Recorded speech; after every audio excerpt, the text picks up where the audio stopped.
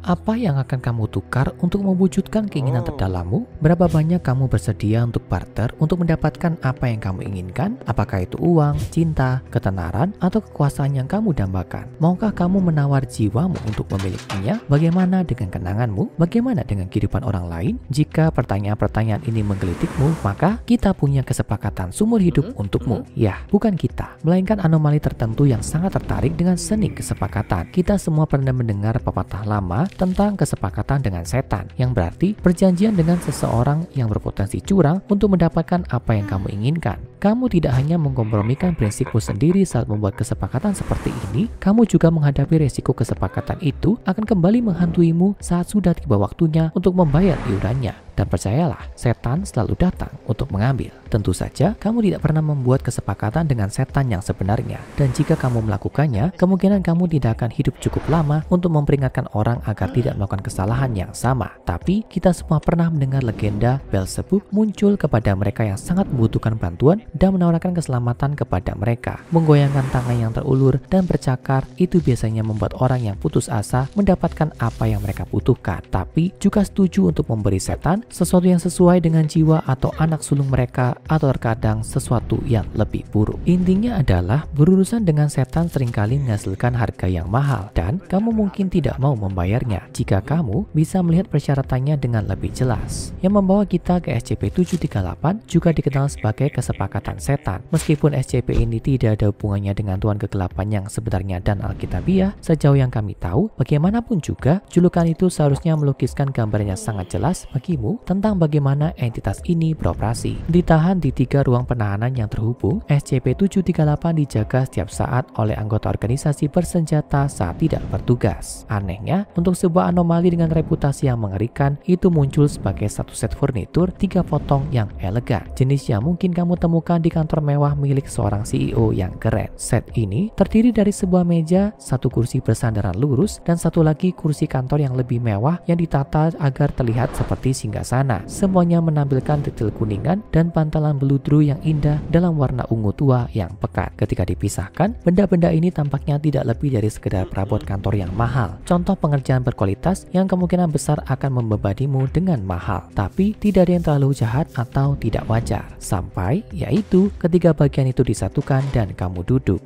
Jika seseorang duduk di seberang tahta dengan meja di antara mereka, maka mereka sebaiknya siap untuk tawar-menawar. Karena begitu kamu duduk, kamu akan menemukan dirimu dihadapkan dengan entitas anomali di seberangmu di tahta. Sementara banyak tingkat D yang telah ditempatkan organisasi bersama entitas ini menggambarkannya sebagai menarik atau bahkan menggoda. Deskripsi penampilan entitas sangat bervariasi antar subjek. Bahkan, tampaknya entitas itu dengan sengaja tampil berbeda bagi setiap orang yang melihatnya. Setan pribadi mereka sendiri untuk membuat kesepakatan. Bagaimanapun, bisnis ini bersifat pribadi. Selain itu, entitas tidak dapat diamati oleh siapapun kecuali mereka yang duduk di kursi anomali SCP-738. Bagi siapapun yang tidak duduk di kursi khusus, yang paling mereka lihat dari entitas tersebut adalah singgasana yang bergeser saat bersandar ke belakang atau duduk. Itu tidak tertarik untuk dilihat oleh siapapun yang bukan bagian dari transaksi. Entitas ini jelas merupakan negosiator dan tidak membuang waktu untuk masuk ke inti pembicaraan. Selama pengujian oleh organisasi, rekaman telah dibuat dari suara entitas, membuat segala macam penawaran dan janji yang menarik kepada siapapun yang duduk di depannya. Entitas akan menghasilkan perkamen dari meja, menulis apa yang tampak seperti kontrak dengan pena bulu dan pot tinta. Jika siapapun yang duduk di kursi yang berlawanan mengajukan permintaan resmi kepada entitas tersebut akan menghentikan rentetan penawaran sebelumnya dan mengambil jeda singkat sebelum menyarankan harga. Selama upaya mereka untuk mengukur sifat dan efek SCP-738, organisasi mengirim salah satu penelitinya ke sebuah ruangan yang berisi meja, singgasana, dan kursi. Menurut laporannya, dia melihat seorang pria duduk di belakang meja mengenakan setelan bisnis berwarna merah dan emas yang tegas. Entitas itu segera membuat bardir pria itu dengan kesepakatan potensial yang bisa mereka lakukan, menawarkan dia pengakuan dan rasa hormat yang lebih besar atas penelitiannya, cinta wanita yang diinginkan pria itu, dan bahkan menawarkannya kesempatan untuk bergabung dengan Dewan O5. Menolak untuk dipaksa melakukan salah satu dari kesepakatan ini, peneliti meninggalkan ruangan dan tampaknya tidak menderita efek buruk atas penolakannya. Sejak insiden awal ini, saat menguji perilaku dan efek SCP-738, organisasi terutama menggunakan anggota tingkat D. Seperti yang kita semua tahu sekarang, anggota ini dianggap sekali pakai, telah direkrut dari penjara di seluruh dunia, dan yang menguji SCP-738 dilengkapi dengan kaleng peledak mendadak untuk berjaga-jaga. Dalam satu kasus, salah satu anggota tingkat D yang ditempatkan di depan entitas SCP-738 melaporkan bahwa kali ini dia tampil sebagai wanita cantik yang menggoda. Selama proposal awal yang dibuat oleh entitas SCP-738, narapidana ditawari kebebasannya. Harga kebebasan seringkali tinggi, tapi tingkat D mungkin tidak mengharapkan harga kematian sahabatnya. Tapi narapidana itu menyetujui persyaratan kesepakatan yang telah ditawarkan kepadanya dan menghilang tak lama setelah itu. Namun 5 jam kemudian dia ditangkap kembali oleh anggota organisasi. Ketika anggota lain dari anggota tingkat D yang bukan penutur asli bahasa Inggris duduk untuk tawar-menawar dengan SCP-738, entitas tersebut berkomunikasi dengannya dalam bahasa pertamanya. Kesepakatan mereka, meskipun mirip dengan tes sebelumnya, menggunakan kata-kata yang lebih spesifik. Narapidana tingkat D meminta kekuatan untuk tidak pernah ditahan di sel lagi, bukan hanya untuk kebebasan. Harga yang diminta oleh entitas SCP-738 kali ini adalah setiap ingatan dari ibu pria itu. Setelah dia menerimanya, sebuah insiden pecah yang mengakibatkan kematian narapidana serta 12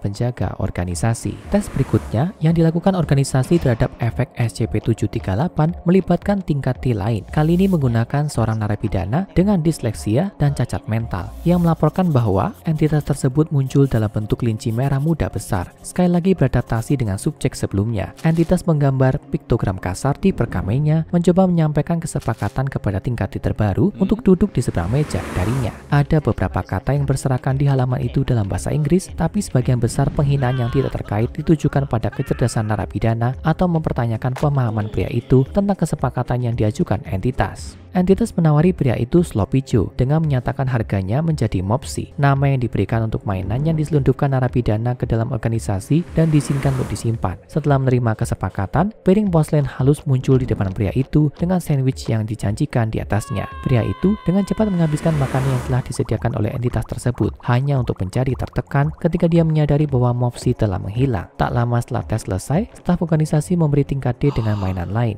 identik dengan yang telah ditawar darinya. Namun, begitu dia menamai mainan baru itu Mopsy, mainan itu juga menghilang. Sekali lagi, menyebabkan si narapidana mengalami tekanan emosional yang besar. Pengujian lebih lanjut menemukan bahwa hanya sedikit yang dapat merusak perabotan SCP-738. Peneliti organisasi bahkan mencoba mengeksposnya ke bahan peledak tapi tidak berpengaruh. Meskipun tampaknya dibuat dari kayu mahoni, baik meja maupun kursi tidak dapat terbakar dan dibakar. Tembakan tidak merusak kayu seperti yang diharapkan dan bahkan pemotong kayu mekanis tidak menyebabkan kerusakan sekecil apapun. Namun, ada satu hal yang berhasil. Saat menyerang meja secara langsung dengan kapak, satu goresan tertinggal di permukaan mahoni oleh kepala kapak. Sayangnya, ini menyebabkan kematian anggota yang memegang kapak tersebut dan setelah itu tanda yang tertinggal di meja mulai pulih secara bertahap. Mengubah pendekatan mereka, organisasi berhenti mengirim anggota tingkat D untuk membuat kesepakatan dengan iblis apapun yang muncul di meja. Sebagai gantinya, seorang peneliti mengambil tempat di seberangnya dan sebelum entitas memulai aliran penawarannya yang biasa untuk memenuhi keinginan yang mendalam, peneliti mengajukan pertanyaan sederhana. Apakah kamu itu? Entitas SCP-738 mengambil bentuk ular besar dan menjawab, "Saya minta maaf. Adalah melanggar kebijakan untuk membocorkan detail pribadi. Tapi, bolehkah aku menarik minatmu?" Tidak diketahui apa yang ditawarkan entitas kepada peneliti, tapi sesi itu dihentikan segera setelahnya dan peneliti organisasi dilembagakan sambil menunggu tinjauan psikiatris. Tes terakhir dari SCP-738 melibatkan Tuan Sheldon Katz, penasihat senior Departemen Hukum Organisasi yang memberikan entitas dengan dokumen yang sepenuhnya kedap air yang menyatakan bahwa dia tidak bertindak atas nama organisasi SCP dan sedang menguji SCP-738 sendiri. Tuan Katz melaporkan bahwa dalam hal ini entitas SCP-738 mengambil bentuk seorang profesor yang telah mengajar Sheldon selama tahun pertama sekolah hukumnya, tapi tidak memasukkan informasi apapun tentang kesepakatan seperti apa yang ditawarkan entitas tersebut kepadanya. Setelah 41 jam perdebatan di mana kesepakatan sepanjang 900 halaman antara dia dan SCP-738 dirancang, Tuan Katz akhirnya pingsan karena kelelahan yang luar biasa. Sebuah amplop kulit merah ditemukan pada dirinya ketika dia dikeluarkan dari ruang pengujian, berisi catatan tulisan tangan dan berbau belerang. Catatan itu hanya berbunyi, "Silakan kembali kapan saja. Saya belum pernah bersenang-senang selama bertahun-tahun." Insiden yang melibatkan SCP-738 semuanya mengikuti pola yang sangat mirip. Setelah menyesuaikan diri dengan orang sebelumnya, keduanya muncul dalam bentuk khusus untuk mereka dan berkomunikasi dengan mereka sedemikian rupa sehingga mereka paling mengerti. Entitas SCP-738 akan mencoba untuk memikat kekosongan terbaru mereka dengan keinginan terdalam mereka. Ketika orang orang di seberang mereka mengajukan permintaan, entitas mengajukan pertanyaan tentang harga. Meskipun mereka dapat dinegosiasikan, itu akan bersikeras bahwa harganya bernilai sama dengan apa yang diminta, suka untuk suka, bahkan mungkin jiwa untuk jiwa. Perlu dicatat bahwa entitas yang duduk di tahta tidak akan selalu menindaklanjuti kesepakatan jika mereka menentukan orang yang membuat permintaan tidak cukup menginginkan objek, atau jika mereka meminta objek untuk orang lain sebagai cara untuk mencoba menghindari membayar harga penuh. Tampaknya entitas ini sebagai penawarnya tidak menuruti permintaan yang dibuat untuk mempengaruhi orang lain atau untuk barang yang dapat dengan mudah diteruskan ke orang lain. Menerima kesepakatan dengan setan apapun yang muncul di seberang meja itu darimu akan membuat keinginanmu menjadi kenyataan. Bukankah begitulah cara berurusan dengan setan selalu terjadi? Lagi pula, kamu pasti akan mendapatkan apapun yang kamu minta, apapun yang diinginkan hatimu. Jika kamu bersedia membayar harga yang tepat untuk itu, pastikan kamu membaca cetakan kecil dari perjanjian itu sebelum kamu menandatangani, karena harganya tidak akan selalu menjadi sesuatu yang kamu bersedia untuk membayar. Sekarang, tonton SCP-1879 Salesman Indoor dan SCP-662 Bel Tangan Pelayan untuk lebih banyak anomali yang akan membuat tawaran yang tidak dapat kamu tolak.